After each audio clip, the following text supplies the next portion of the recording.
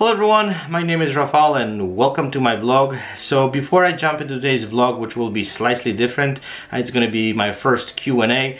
I just want to say a huge thank you to everyone who participated in my recent headshot photography workshop in Krakow.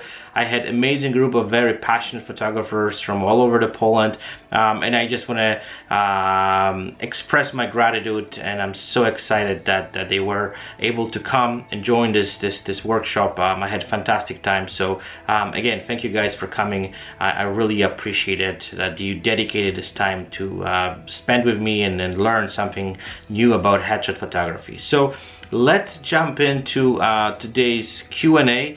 About a week ago, I posted on my Facebook group requests for questions regarding headshot photography. So there are several very interesting questions. So let's jump into and address all of them. So the first question came from Debbie, and she asked, do you use a light meter and what's your favorite and why? So I don't use light meter. I never own one. I actually jumped into this entire business when the digital photography was introduced. So basically, I deeply believe that with the digital era, we have access to see exactly what are we doing and what kind of exposure we have.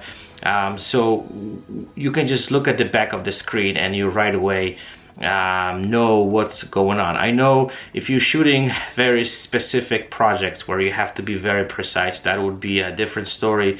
But for the stuff what I do and for headset photography, I've learned that I don't really have to use, and maybe that sounds a little bit cocky, I don't know, but I never had issues with exposure.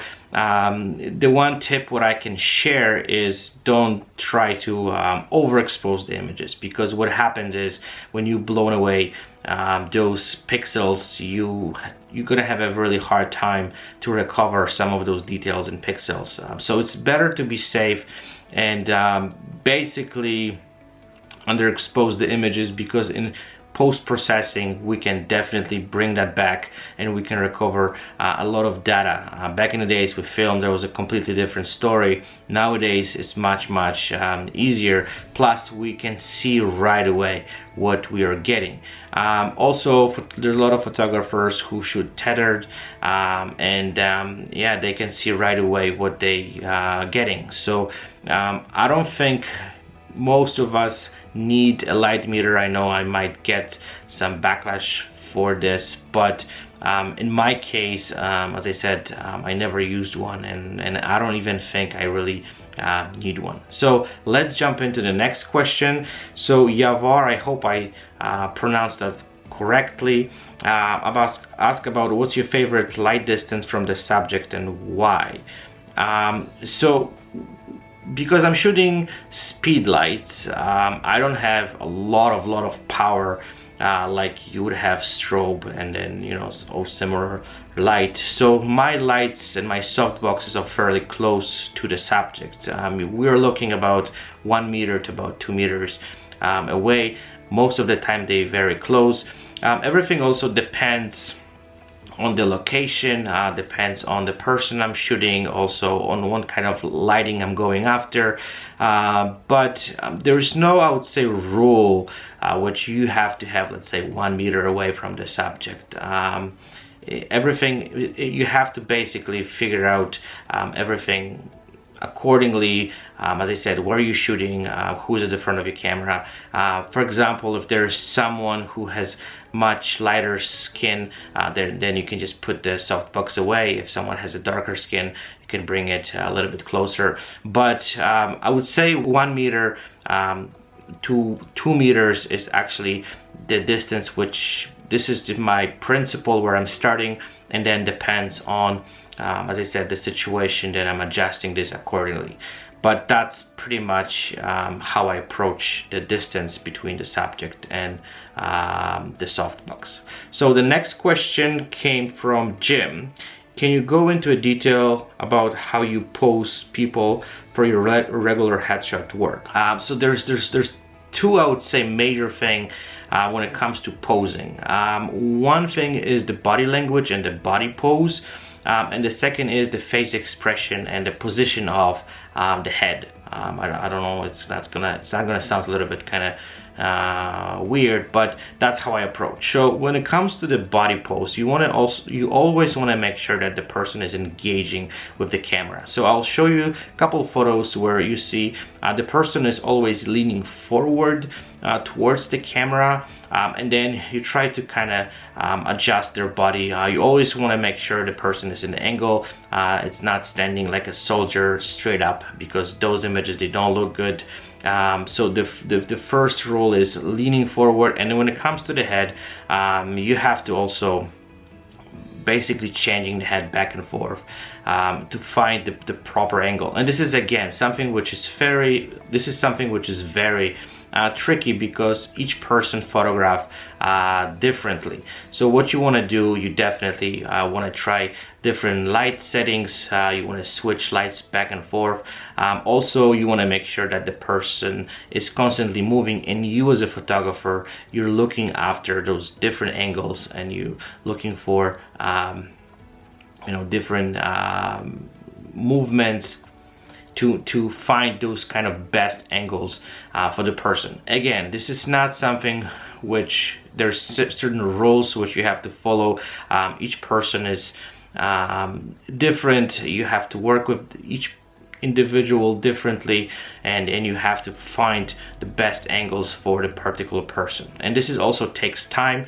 You have to find it yourself. That's why you want to make sure you have the time to do that. But there's two principles, as I said. Leaning forward, this is the one thing, and the second thing is the position of the head and the face expression. I just want to also recommend fantastic book by Vanessa Van Edwards, and she talks lots about the body language. She talks a lot about the face expressions, and I highly recommended this book, because that also helps you to pose your clients, because there's a lot of interesting things which she talks about, and you can definitely implement them into your photography shoots. So that would be, I think, all of it. So the next question came from Liana. In a time where everybody wants more, I want to know, do you do a whole session just for one picture, or do you give your client more angles? And she talks a little bit about how she does it. Well, depends on the shoot. You definitely want to sell more. Depends what the shoot is for. There are some people who are looking only for one photo. There are people who wants more. So my packages, they're designed so everything starts with one image, and if anyone wants more, then we can definitely give them more. So usually what I do, I interview the client before we do like a plan. I just want to know more what they're looking for, what they need, and then based on that we can basically customize the package, yeah, just make it work. But most of the time, this is the starting point. Of course, as I said, everything comes down to the client need. There's some clients who, for example, they want 3 different, let's say, outfits, or sometimes they want also like different hairstyles. There's every client is different, and it's very difficult to say that, oh well, I'm just doing this and that's it. My approach is more, I just want to know more from the client first, what they need, and then based on that we actually go from there and we build the package. So the next question is from Bob. Do you always meter and adjust your lights manually for the effect you're looking for, or do you use TTL? So everything what I do and all my shoots are manually. I basically don't trust my camera, and TTL, it's good for stuff like weddings where you have to just work quick. You're changing let's say places, locations, and you don't really have time to play with kind of manual settings. With the headshots is a completely different story. You can set it up everything manually and have a full control over what you're doing. So I don't ever use TTL. Everything is manual settings, and I feel that I have way more control over this, and whenever I set it up, I don't have to worry that, you know, the camera might get tricked by some light or something, and I don't know what I'm getting. So I know it's gonna sound crazy, but I don't even the cameras are so good nowadays, I don't really trust them. I want to make sure I have a full control on all the settings. So the next question came from Scott. Do you use a strict measurement or some other way like a string, or what to place your light stands? No, I don't. And I think I addressed this a few minutes ago. Each client is different, each location is different, and I have just in my basic, I would say, rules which I follow. But other than that, I adjust the lights accordingly throughout the shoot. I'm trying to find the best angles of the light, how I actually position them. The simple rule is they're 45 degrees towards the person, and then on the opposite side there's a, this is for the main light, and for the kicker light is the same thing, is opposites 45 degrees on the side, on the back of the person, to get nice separation from the background. And they about 1 to 2 meters away, and this is, as I said, my starting point. But I don't use any specific measurement. How exactly, there's a lot of stuff which you can edit later on, and you know, if this is not perfect, then you can still fix some of those stuff. But I'm not that kind of particular when it comes to the measurement. The lights, they're in the position, and then I'm trying to kind of work with them throughout the shoot. So the next question came from Gerald. Do you post-process your photos yourself, or do you use post-processing service? So that would be a long discussion about this. I know there's two ways. One way is you can use I would say retouching service, or you can retouch yourself. So I personally retouch my images myself for a couple of reasons. One of them, I don't want to say I don't trust retouchers, but I felt that whenever I basically use retouching services, those images were not mine, and you know, the retouchers kind of implement their own style into them. So I want to make sure you know, my images are consistent, and they pretty much have the kind of own style of retouching. So this is the tricky part, because if you have someone who retouches those shots for you, and they got busy or they got expensive, you off the hook. You have to find someone who can do similar work for you. And I found this was a little bit inconvenient for me, because, you know, I was living in this kind of bubble of not knowing what might bring to the next day. Especially with retouchers nowadays. I know there's some companies which do amazing jobs, but they're also very expensive, and that price would have to go into the client. And with nowadays economy, I found this might be a little bit tricky. On the top of that, as I said, like, you have to have someone who you can really trust.